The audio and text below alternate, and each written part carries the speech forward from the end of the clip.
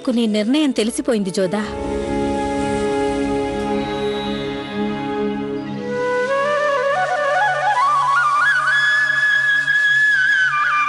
ఇక తన ఇష్టమమ్మా.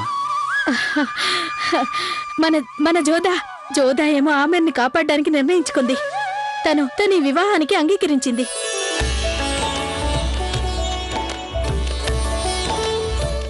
భగవాన్, వెంటనే వెళ్ళు. పెళ్లివారిని బయలుదేరి రమ్మని కబురు చేయి వెంటనే.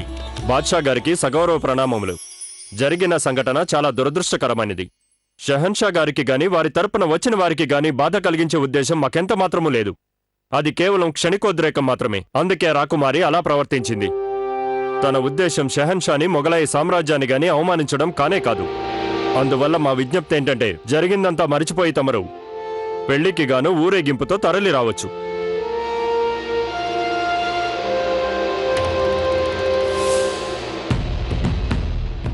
మేము ఏం జరగాలని కోరుకున్నామో అలాగే జరిగింది. భారమల్లు మహారాజు స్వయంగా తన ప్రతిష్టను మాకివ్వటానికి సంసిద్ధుడయ్యాడు.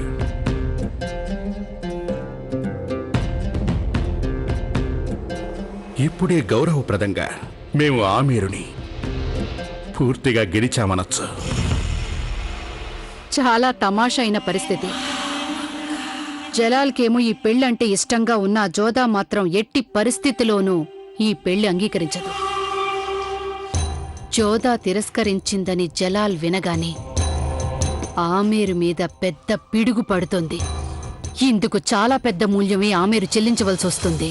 ఇన్షాల్లా మా అమ్మ ఏం జరుగుతుందని చెప్పిందో అదే జరుగుతోంది. ఇప్పుడొస్తుంది అసలు మజా. యుద్ధం జరుగుతుంది. ఆమేరు మీద విరుచుకుపడ్డానికి నాకు అవకాశం లభిస్తుంది.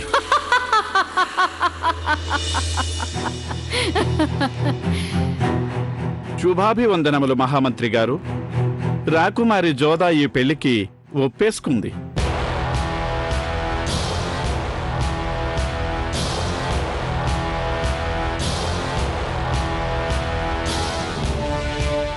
ఏంటి? ఆ జోదా ఈ పెళ్లి చేసుకోవడానికి అంగీకరించిందా? అవును మహామంత్రి గారు. అలా అని ఆమేరు నుంచి షహన్షాకి వర్తమానం అందింది. ఇక సన్నాహాలు ఆరంభించుకోవచ్చు. రేపు మగపెళ్లి వారు తరలి వెళ్లాల్సిన రోజు. నేనెప్పుడు 2 అడుగులు ముందుకు వెళ్లాలని పథకం వేస్తానో అప్పుడే ఆ పిల్ల నన్ను 4 అడుగులు వెనక్కి లాగుతోంది.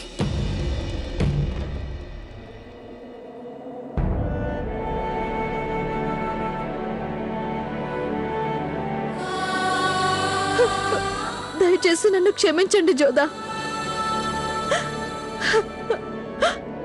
అందరితో పాటుగా నేను కూడా తమరి పట్ల తప్పుగానే వ్యవహరించాను.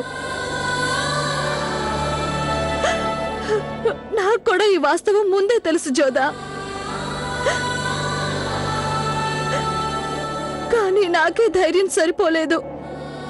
రాజుగారిని ధిక్కరించే ధైర్యం నాకు లేకపోయింది. నేను చాలా చెడ్డదాన్ని జోదా. నేను చాలా చెడ్డదాన్ని. తమరికి స్నేహితురాలనయ్యింది కూడా తమరికి తెలియకుండా ఈ నిజాన్ని దాచిపెట్టాను.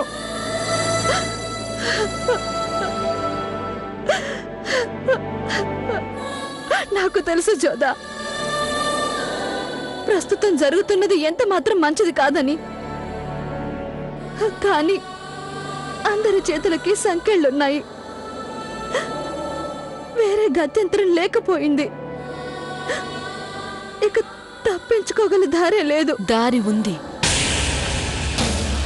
అదే చివరి దారి. నేను ఈ సంబంధాన్ని ఎంతమాత్రం కాదనలేను. కానీ జలాల్ కాదనొచ్చు కదా. తమరనేది నాకేం అర్థం కాలేదు. నేనొక ఉపాయం ఆలోచించాను. అలా చేస్తే జలాలే స్వయంగా ఈ వివాహాన్ని తిరస్కరిస్తాడు.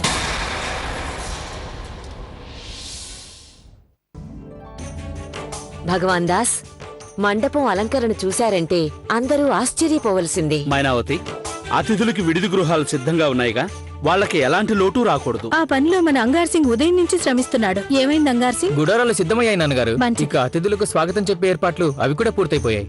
చాలా సంతోషం. ధన్యవాదాలు.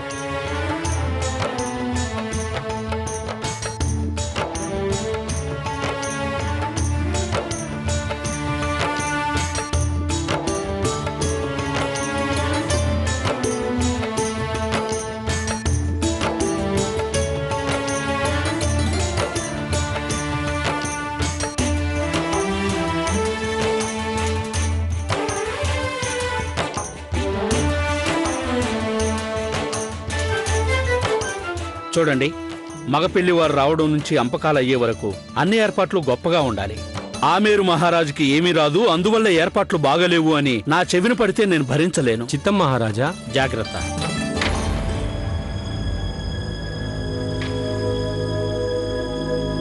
నాన్నగారు, జోధా, నేను మీతో కొంచెం మాట్లాడాలనుకుంటున్నాను.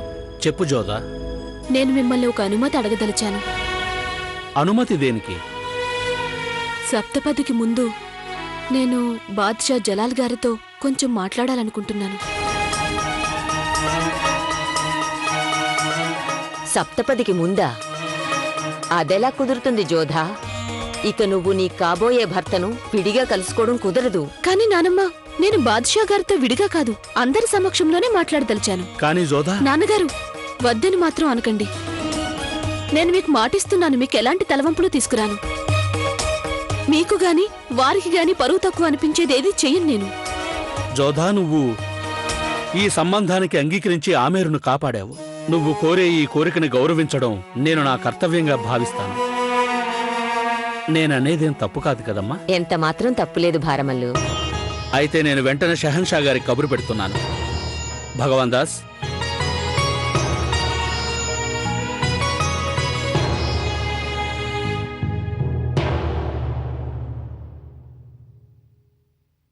షహన్షా గారికి జయము జయము. తమరిని కలిసి నిమిత్తం ఆమేరు యువరాజు భగవాన్ దాస్ వచ్చారు. ఆజ్ఞాపించండి. ఆజ్ఞ ఏమిటి? వారు మాకు కాబోయే బంధువు కదా, వారిని సగౌరవంగా పంపించు.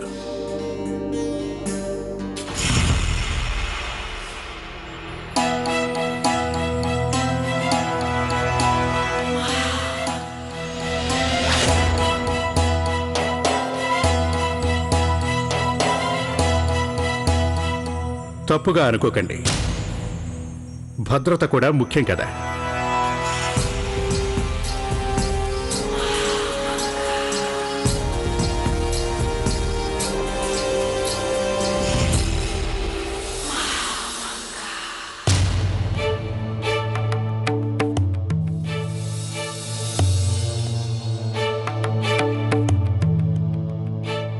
వీరికి వెంటనే సకల మర్యాదలు జరిపించండి. అలాగే ఆరోగ్యకరమైన పానీయాన్ని ఇవ్వండి. ఇక చెప్పండి భగవాన్ దాస్ గారు, తమరొచ్చిన కారణం ఏమిటి?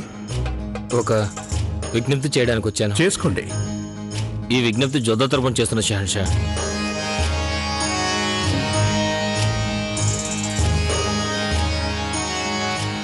వివాహానికన్నా ముందుగా తను ఒకసారి మీతో మాట్లాడాలనుకుంటుంది.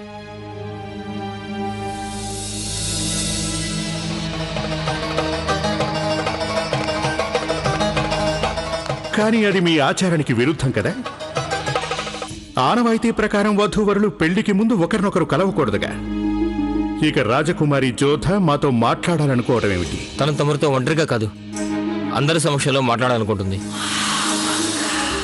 మీ ఇద్దరికి మధ్య తెర కూడా ఉంటుంది.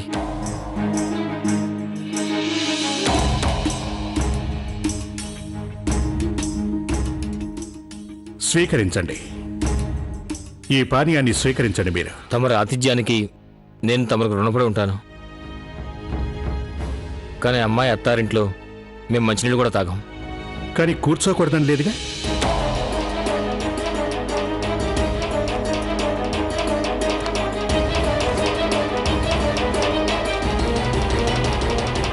అయితే మీ రాకుమారి జోధ మాకు కాబోయే బేగం మమ్మల్ని కలవాలని విజ్ఞప్తి చేస్తోందా? తనకు కాబోయే భర్తను కలుసుకునే హక్కు పూర్తిగా తనకుంది. మేము తనని కలుసుకోవటానికి సంసిద్ధంగా ఉన్నాం. ధన్యవాదాలు షహన్షా, మనఃపూర్వక ధన్యవాదాలు.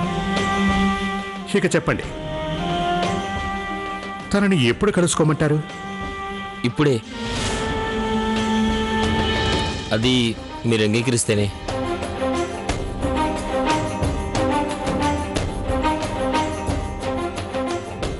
పెద్దమ్మగారు, బయలుదేరడానికి ఏర్పాట్లు చేయండి.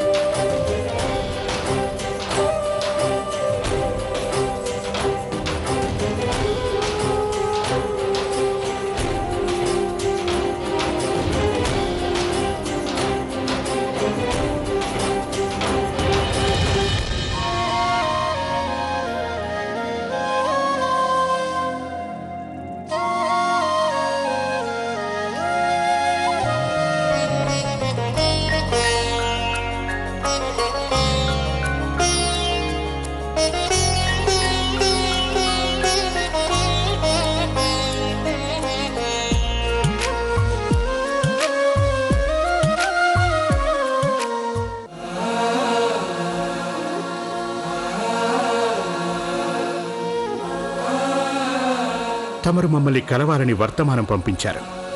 ఇప్పుడు చెప్పండి, తమరు పెళ్లికి ముందు మాతో మాట్లాడదలిచింది ఏమిటో చెప్పండి. ఈ వివాహానికి ముందుగా నేను తమరికి 2 షరతులు పెట్టదలిచాను.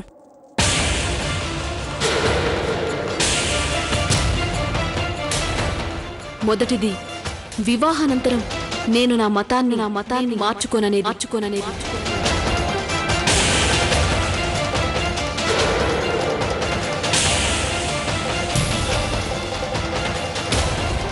ఇక రెండవది, నాతో పాటుగా నా శ్రీకృష్ణుడు కూడా ఆగ్రాకి వస్తాడన్నది. అక్కడ నియమానుసారం కృష్ణుణ్ణి ప్రతిష్ఠిస్తాను. శ్రీకృష్ణుడికి గుడి నిర్మిస్తాను.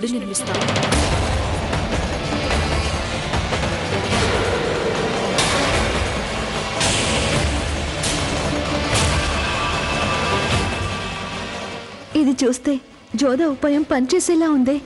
జలాలి పెళ్ళే వద్దంటాడేమో.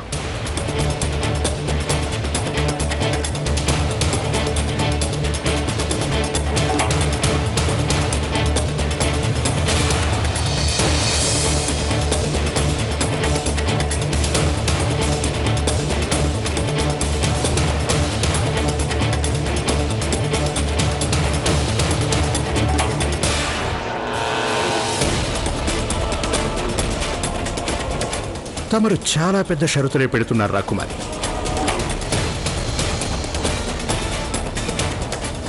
కానీ హిందుస్థాన్ చక్రవర్తి జలాలుద్దీన్ నెరవేర్చలేనంత పెద్ద షరతులు కాదివి. మేం మీ 2 షరతులకి అంగీకరిస్తున్నాం.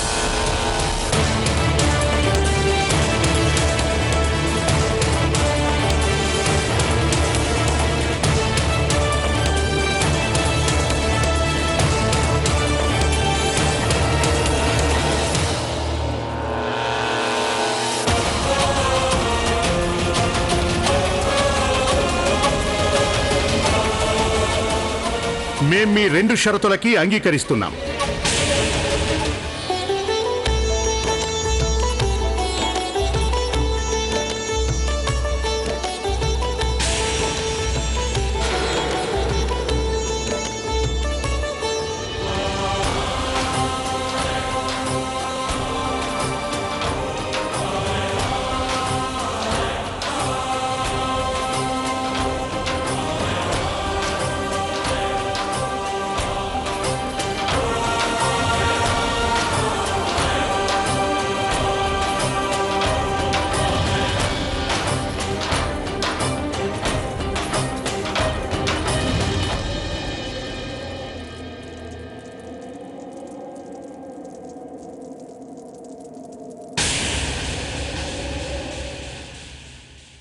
జోదా, నేను నీకు అన్నయ్యనందుకు ఇన్నాళ్ళు గర్వపడేవాణ్ణి, కానీ ఇప్పుడు అహంకరిస్తున్నాను.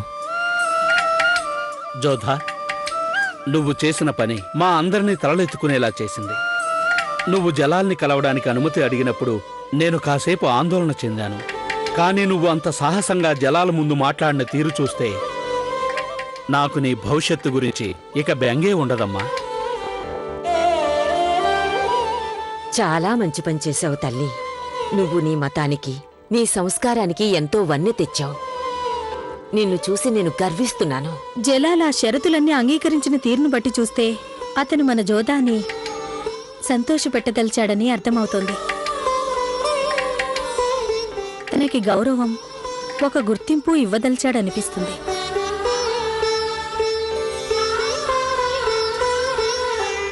నువ్వు గెలిచావు జోధా, నువ్వు గెలిచావు.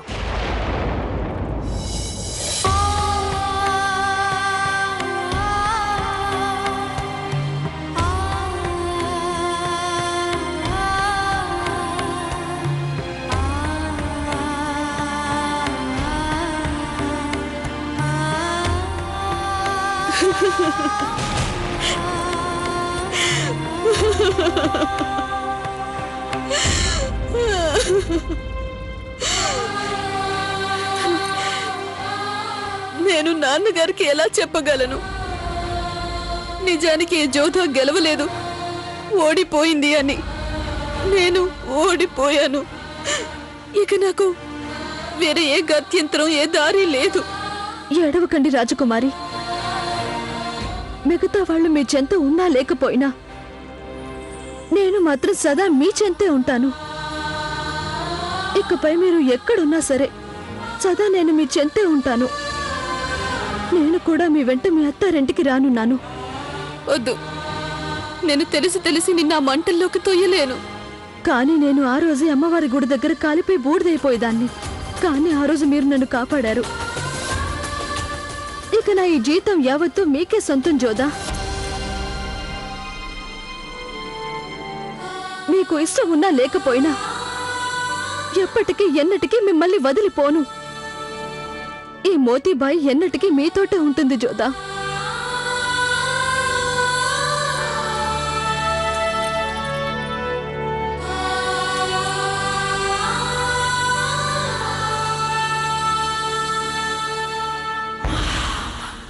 జలాల్, జలాల్, నాకు ఒకటి మాత్రం అర్థం కాలేదు. తమరు అలాంటి షరతులకు ఎందుకు ఒప్పుకున్నారు? జలాల్, తమరికి తెలియంది కాదు, మన ఆచారంలో విగ్రహారాధన నిషేధం కదా. అలాంటి తమరు మన ఆగ్రా రాజభవనంలో గుడి కట్టడానికి అసలు ఎలా ఒప్పుకున్నారు? ఎందుకని జలాల్? మీరు వీలు కాదని కూడా చెప్పవచ్చు కదా. మేము చక్రవర్తులం పెద్దమ్మగారు. మేము ఎవరిని అడగకుండా మా ఇష్టం వచ్చినట్టు నిర్ణయాలు తీసుకోగలం. ఏది ఏమైనప్పటికీ మేము అలా ఎందుకు ప్రవర్తించామో తమరికి తప్పక వివరిస్తాం. మేం గనక రాకుమారి జోధా షరతుల్ని నిరాకరించినట్లయితే తక్షణమే షహన్షాకి బదులు అవకాశవాది అయిపోయేవాళ్ళం. జలాల్, పెద్దమ్మగారు, మేం గనక జోధా షరతుల్ని తిరస్కరిస్తే తను గెలిచిపోయేది. షరతులనే సాకు పెట్టుకుని తను ఆశించిందేమిటంటే మేమెలాగైనా పెళ్లిని నిరాకరించాలి అని. కానీ తను ఆశించిన విధంగా మేము ఎందుకు జరగనిస్తాం చెప్పండి. చూడండి పెద్దమ్మ, మేం గనక జోధాని కాదని ఉంటే ఈ హిందుస్థాన్ యావత్తు మమ్మల్ని గేలి చేసి ఉండేది. ఇతను కూడా ఒక చక్రవర్తేనా అనేది. ఒక నిస్సహాయురాలైన రాకుమారి కోరికలు కాదన్న వీడేం చక్రవర్తి అనేవారు. రాకుమారి జోధా షరతుల పేరుతో మా ముందు భిక్షం ఎత్తుకుంది పెద్దమ్మ. మేం గనక తనకి భిక్షం వేయకపోతే అది మా పూర్వీకులైన తైమూరికి, చెంగీజ్ ఖాన్కి అవమానకరం కాదా?